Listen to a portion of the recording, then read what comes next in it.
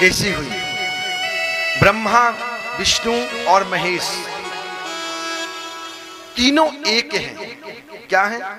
तीनों एक हैं, अलग अलग नहीं हैं, तीनों एक हैं।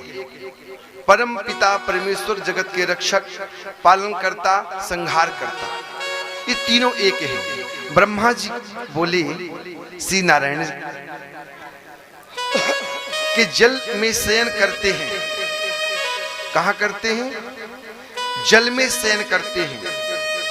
शिव की इच्छा से नाभि में कमल की उत्पत्ति हुई, जिसका अनंत योजन विस्तार और ऊंचाई थी। उनके साथ शिव ने मुझे उत्पन्न किया। मैं 4 मुख वाला, लाल मस्तक तथा त्रिपुंड धारण करने वाला था। मैंने उस समय कमल के अलावा कुछ भी नहीं देखा। उस समय मुझे कुछ भी ज्ञान नहीं था, कुछ भी ज्ञान नहीं था। मैं अपने तथा अपने कर्ता के बारे में जानने की इच्छा करने लगा।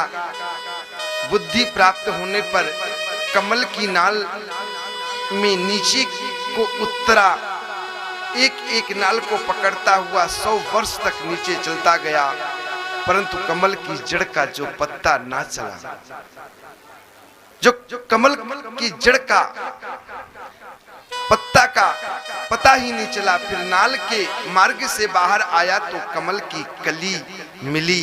उस समय तप करने की वाणी सुनाई दी। उसे सुनकर मैं तप करने लगा, तपस्या किया। 12 वर्ष तक कठिन तपस्या करने पर 4 भुजाधारी मंगल रूप वाले सुंदर विष्णु जी प्रकट हुए।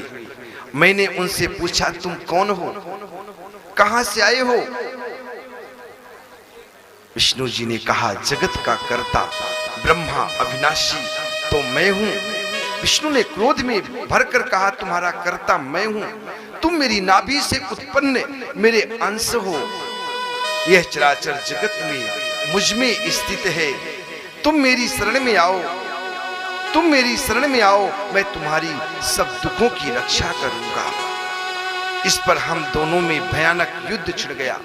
ब्रह्मा जी और विष्णु जी में भयानक युद्ध छिड़ा, और जब युद्ध छिड़ गया, उस बीच एक लिंग प्रकट हुआ। भोलेनाथ जी स्वयं साक्षात प्रकट हुए। हम दोनों ने उसे नमस्कार करके युद्ध बंद कर दिया। भगवान विष्णु जी और ब्रह्मा जी जब युद्ध कर रहे थे, जब लिंग प्रकट हुआ तो भगवान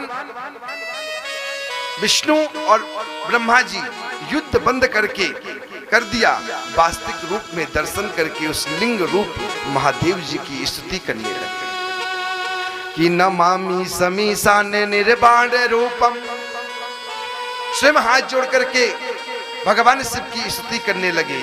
नमामि समीशान निर्बाण रूपम विभुम व्याप्तिकं ब्रह्म वेद स्वरूपम निजम निर्गुणम निर्विकल्पम निरीयम चिदाकाशिमाकाशवासम भजेयम। ये तो साक्षात भगवान शिव है। ब्रह्मा जी बोले, उस समय आकाश से गंभीर वाणी में ऊ की ध्वनि हुई। विष्णु ने लिंग में भी ऊ यादि अक्षरों को देखा। ओमकार, जब लिंग प्रकट हुआ तो ओमकार का अक्षर आप देखते होंगे, ओमकार का अक्षर। भगवान शिव जी हमेशा आप कभी भी मूर्ति देखते होंगे तो साक्षात जब शिवलिंग को तो ऊपर जो ओम का बना होता है, चंद्रमा का लकीर।